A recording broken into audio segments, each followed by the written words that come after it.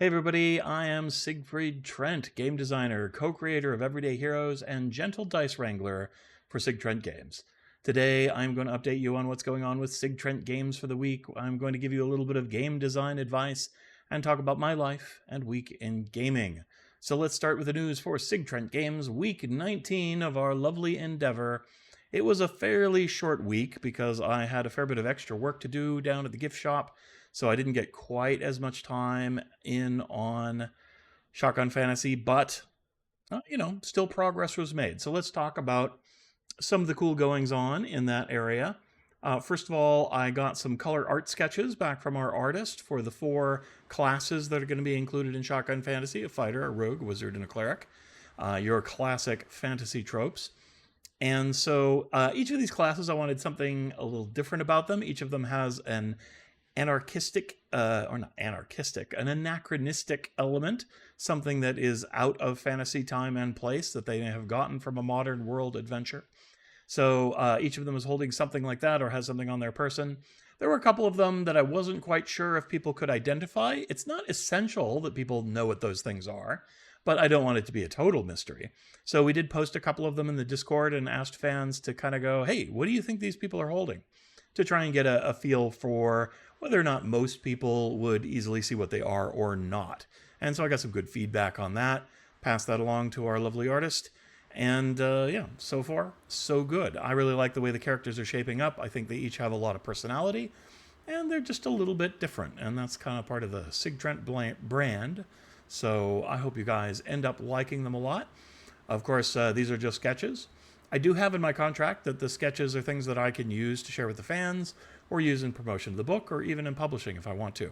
That way I'm kind of able to show proof of work if anyone thinks it's done by an AI. And also, it's just kind of more cool stuff to use for promotional elements and to talk about the process of making art for role-playing games and so on. So, and the artists are usually more than happy to do that. I do, I always work with an artist, and if they're like, please don't show anybody that sketch, then of course I wouldn't do it. But I think it's a good part of the process. So writing this week, I actually switched over to work on the project for Lewis Porter Jr. Design. I think it's design rather than games. I'm not 100% sure. But at any rate, LPJ's book, which is originally called Urban Magica, I think, but we are probably going to give a different name to the compilation. But we'll see. Since it doesn't have a name yet, I haven't heavily promoted it. I think he's okay with me picking a name for it, but I haven't quite decided on one. One of the things I noticed while going through it and working on the spells is most of the spells are kind of what I would call street magic. So they're not the kind of thing a corporate mage would cast. They're not the sort of thing a wizard's college or university would be interested in. One of them is like bubblegum pop, right? So it's like you pop chewing gum and it makes a sonic burst and knocks people back. So these are kind of like club magic, street magic, punk magic, that kind of thing. So I'm looking at different ideas for titles that evoke that idea and then theme the book around that. Because that's the existing content that I'm working with to build the book is like that. One thing I tell people as a creator, I'm a little bit better as an idea refiner than an idea initiator. I mean, I do have some cool ideas myself from time to time, but I'm more apt to take inspiration from the fans and what people want, or from an idea somebody gives me and they say, I'd love to see this as a role-playing game. Or something like Lewis Porter Jr. says, hey, I have these old spell books. I was wondering if you can remake them for Everyday Heroes. And I'm like, yeah, of course. And so I'm definitely going to start with the material he gives me and build off of that and kind of make it my own and do my own version and iteration of it. And that's just kind of my creative process. So anyway, I had fun working on that. I did come back to work on Shotgun Fantasy a little bit and worked on the Isekai play. I need to work on my pronunciation for that. Japanese word. It means another world. Or I think the classic English version is Portal Fantasy. It just means the main characters of the story, are going into a different other world where the rules are different and they have to discover how things work, but they also bring something of their world and their kind of ideas with them. And that's the core idea of Shotgun Fantasy. And so I'm writing that part of the book to introduce game masters to this idea, to offer them kind of a wealth of inspiration based on all the cool works that people have done in the past in this genre, as well as my own little tweaks and ideas, and how that relates to Everyday Heroes and D&D and other game systems, and just how to tell cool stories. Like, what are the themes? What are the key elements? How do you want the players to feel? So on and so forth, just to make those kind of games really special. So worked on that. Anne has been working on her marketing program. She's got a new marketing class that she's taking. She's finding it a little bit more structured than reading books on marketing theory crafting. So she's also at the same time pursuing the marketing plan that she put together for the hero sheets. We haven't gotten a lot of direct conversions, which means a sale based on those promotional pieces. But, you know, you learn a lot, even in failure and in success when it comes to marketing. There's something to be learned. So these are our first baby steps in that direction. We'll keep at it. Marketing is so important. It's the only way you can get your game to be seen and considered as something to purchase and get people to play your game. And until that happens, it's an uphill battle.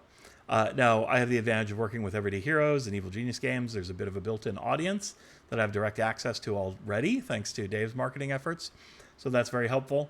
And that's a nice thing about kind of the Everyday Heroes community overall, because each of us who is out there making games and promoting our stuff is in effect helping everybody else as well by bringing new fans into the ecosystem.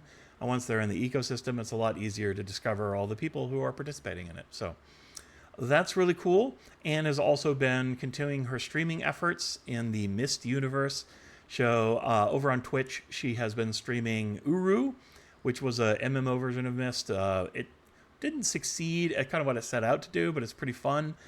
There was part of it where she was really excited, and it was some of the coolest stuff she had done in Myst, but she was a little disappointed by the very end. She said it was a bunch of woo-woo stuff. I didn't quite get it. So it ends on a bit of a vague note, apparently. She's moving on to the next one, which is Myst End of Ages. So if you want to check out any of those, head on over to her Twitch stream, which we put in the show notes, and check it out. I'm really proud of the work she's done in keeping a regular schedule and entertaining Myst fans around the world. So what's our game design tip of the week this week? It is about getting unstuck. So this is when you're writing or doing game design and you find yourself spinning in circles, either because you are lacking motivation or you cannot figure out what you need to do. What choice should you make? Should you do A? Should you do B? Should you do C? Is any of it any good? And you're just spinning in little circles, which happens to most writers at some point in time. Certainly happens to me on occasion. I don't usually get writer's block where I'm just stopped cold and I can't do anything. But I do get a kind of analysis paralysis, and I get stuck in circles sometimes trying to figure these things out. So here are 10 ways that you can try to get unstuck. Some of these work great for me, some of them don't, but I went and gathered some advice from others as well as my own advice to bring you this list. All right, number 1, talk to somebody else about being stuck. So find someone, anyone, doesn't have to be a game designer, doesn't have to be anybody who cares about what you're doing, and explain to them what your problem is and why you're stuck. You're doing this not so much to ask them for advice, but because the process of translating your challenge into words that somebody else can understand and trying to give them perspective on what your problem is so they can comprehend it even, will often get you to look at the problem in new ways. And sometimes you'll find yourself saying something and you go, wait a second, why didn't I ever think of that before? That's the obvious solution to my problem. Why don't I just do that? And it just sort of knocks loose your thinking out of the patterns you had before and will help you come up with new solutions. Now, it's quite possible that the person you're talking to will also have a good idea for you. So don't discount that. But the main reason you do this is to articulate your problem, and in the process of articulation, come up with a solution. Number 2. I always hold up my fingers for like the first 3, and then I'm like, whatever. All right, number 2. Work on a different part of your game. So most games have many parts. And so pick a different part, different chapter, different heading, a whole different section. Maybe write some fluff, maybe write some mechanics, whatever it is that's different than what you're doing now, but maybe just a little bit connected, right? Because then as you're working on that other stuff, sometimes that will free up your mind because it's now occupied on this, and then the little pixies in the back of your head will whisper to you a solution of your other problem. Or maybe working on this part of the game, you go, oh, solution B is terrible. It's not going to work with this content at all. I really need to do solution A, or none of them are going to work. I need to go back to the drawing board, whatever it is. work on a different part of your game until the solution comes to you. Number 3, make a temporary decision. Just pick A or pick B or pick C or pick something and then move forward. If it is a terrible idea, it will eventually become manifest and you will see what the problems are and thus be able to try and correct and fix them. Or you will go, you know what, this isn't working at all, and you'll have to go back and change it. But when you change something in a game, you're totally permitted to do that. Just because you wrote it down on a paper that you're going to roll 3d6 doesn't mean you can't change your mind and start to roll 4d6. You might have extra work to do, but doing extra work to make your game better is how you make great and excellent games. So don't be afraid of that. Number 4, mind map it. So this is similar to number 1. It's another way to take what you're spinning around in your head, put it down on a piece of paper by drawing pictures. Little boxes, little squiggly lines, whatever it takes to make a visualization of the game mechanic or idea that you are working on. And this process of seeing what you are thinking about will often shake loose new ideas, put a new perspective on things, and help you resolve your problems. Or you'll just have a good record of what you were doing in game design, and you'll at least feel like you're doing something useful. It might come in handy later. But mind maps are pretty good. I use them more in planning out my games. When I'm feeling a little overwhelmed by all the details I'm trying to keep in my head at the same time, getting them out on a piece of paper on a mind map is pretty cool. So look up mind mapping. There's lots of different techniques and tools for it out there. Very popular technique. Well worth it for game designers and writers. Next up, playtest. Oh, playtesting. And this isn't playtesting where you're going to go get a bunch of strangers to do your thing, because they don't know the different ideas and options that you have in your head or what your problems are. So it's you need to play your game. So maybe you need some volunteers. Maybe you can just play all the roles yourself. Depends on what kind of game you're working on. But sit down, play through the different options that you had in mind and see which ones work out better for you. You're going to experience things and get new ideas and come to some new realizations by actually doing rather than thinking about it. So that's pretty important. I mean, it's always good to play test your own game no matter what. There are some things as game designers, we played so many games, you just kind of know how things are going to work out, right? But when you are unsure, there is no better way than to just put it to the test and try to use what you're making, and you'll find out what kind of good or bad it has. All right, read or play somebody else's game is tip number 6. So yeah, other people have great ideas. Go ahead and leverage those. Try to find a game that's similar to the one you're doing. Just read it or play it. Jump into something that's totally different and distracting, but keep the problem that you're having in the back of your mind, and maybe the gameplay that you're experiencing is going to give you inspiration for how to solve the problem that you've got. Or you're just going to see somebody else's solution and go, oh, that's genius. I'm going to borrow some of that. Hopefully, maybe don't borrow all of it, but, borrow some of it. All right, next up, ask another game designer's opinion. Now, you get the benefit of articulating to somebody the problem that you have, and you may have a solution just by talking about it, but you also might get useful advice or a new idea that you hadn't thought of at all. Try to be open-ended with the other game designer and try not to say, it's a terrible idea, I don't like what you're saying, or yes, that's great. Don't worry about judging what they're saying. Just listen, absorb it, and take it in as ideas that you can work with, right? Now, if you think it's brilliant and you love it, yeah, we'll definitely tell them that, right? Of course. But you're not there to play tennis and to shoot down ideas.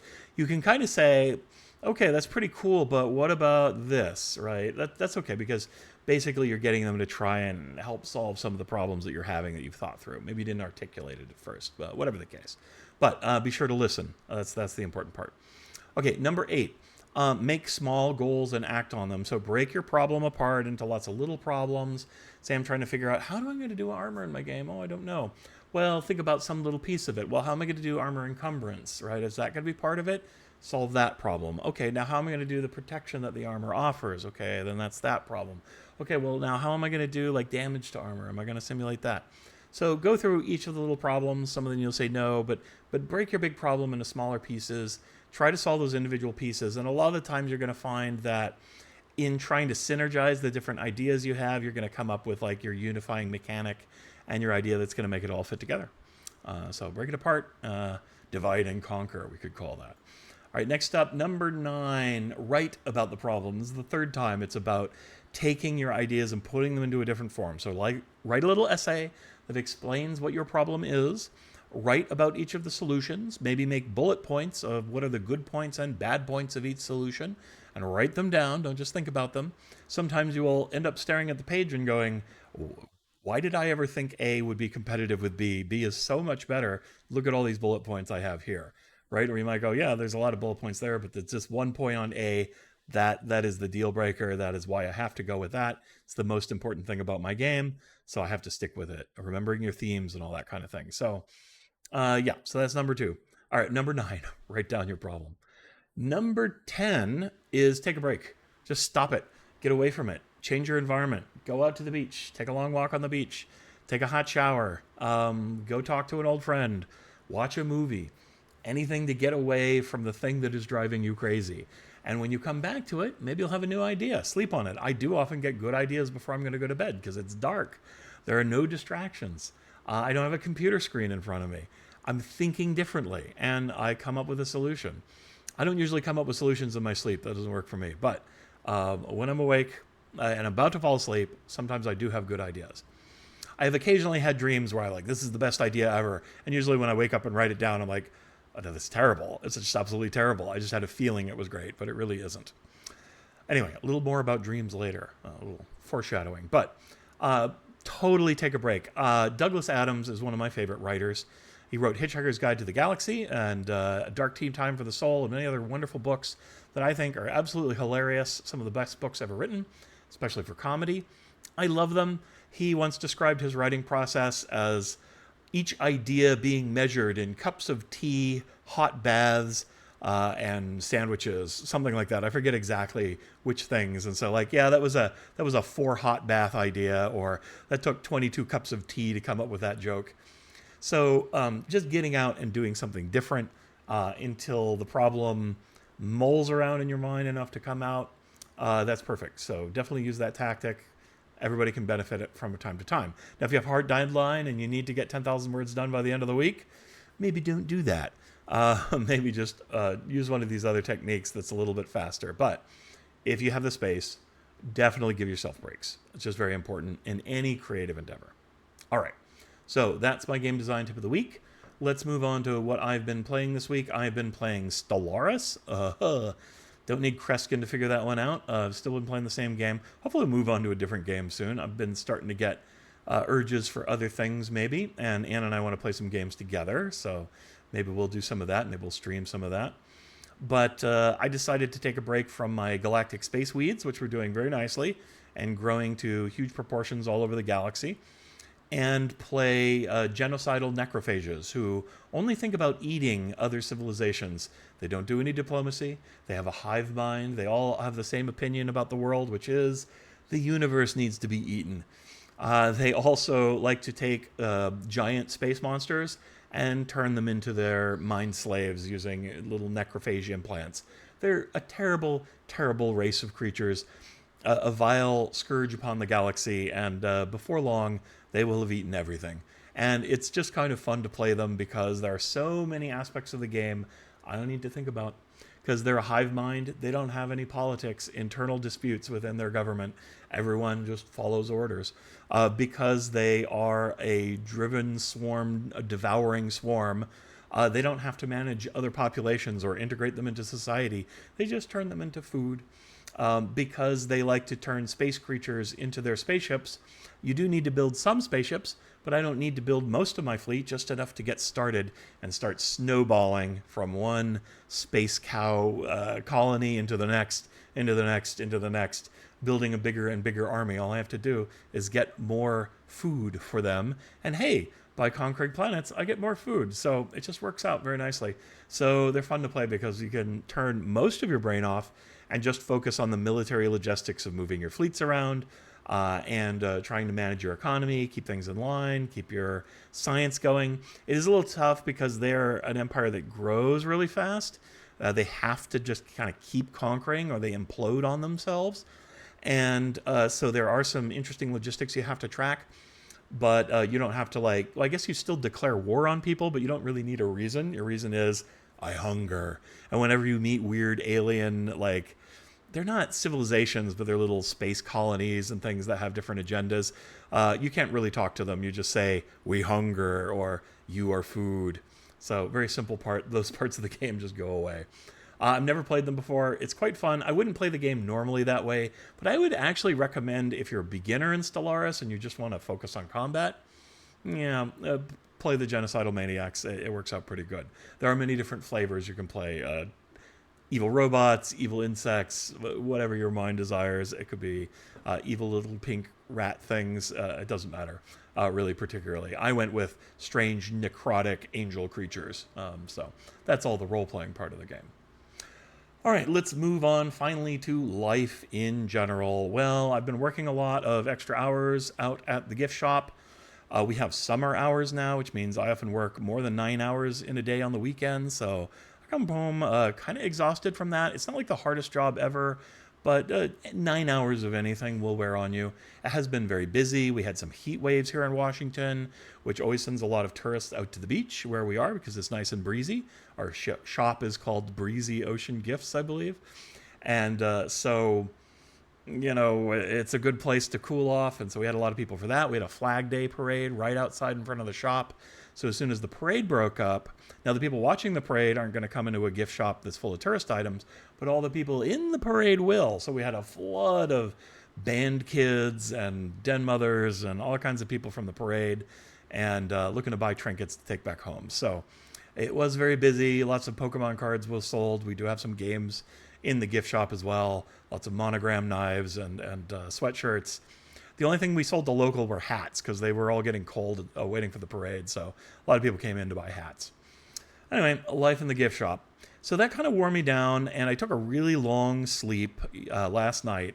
Went to bed at around 10, woke up at around 10, so about 12 hours. Now, unfortunately for me, when I get a really long sleep, it is kind of restful, but my allergies really flare up. And this is allergy season, and so I'll snore, and I woke up just all bloated and puffy and nasty feeling. And I don't get up in the middle of the night to use the restroom, so I was having dreams where I desperately needed to pee very badly, but I was also having like an anxiety dream where a friend of mine was on their deathbed, and I'd gone to see them, but they couldn't really talk to me, and they were just listening to like phone conversations they had with me in the past that they recorded, and it was really very sad, so I wanted to cry and pee at the same time, and then I woke up, and I just felt all achy and puffy and terrible. And so I was not feeling very good this morning. So I went through kind of my process. My dear, lovely wife, Anne, spent some time trying to comfort me, which was very nice. It's not like I was freaking out, but I'm sure I just obviously looked kind of miserable. I spent some time just lying in bed, fiddling around with a Pokemon video game because somebody at the store had given me their extra Pokemon cards, and they had little redemption things for a Pokemon video game. So I did some of that to distract myself. I cleaned my desk. I really like to make my environment feel organized and clean when I'm not feeling so good. That helps kind of help me focus. And I answered a bunch of emails and dealt with like little things that needed to be done, not like super important, but people I needed to get back to because I don't like people to wait too long. Like I said, it was a super busy weekend, so I had to kind of put a few things off. So I got all that squared away and then decided to make my weekly video because it's really important to me to have that regular schedule, to have the transparency for Sig Trent Games. And talking to you guys and talking about what I've been doing this week helps me feel grounded and like I'm on the right track and I'm moving forward. So keep looking for these videos. No matter what happens, what weird things are going on, I'm going to keep trying to make them. That's just kind of like one of my bottom line commitments for Sig Trent Games is to keep people informed of what's going on and keep fans connected. So that's important. You know, high times, low times, whatever the times are, I'll be here, I'll be honest, and I'll be talking about what's going on. So, I guess that's it for this week. I hope things are going good in your life, and if not, find a way to comfort yourself, find a way to get back on track, and I wish you all the very best. Take care. Bye-bye.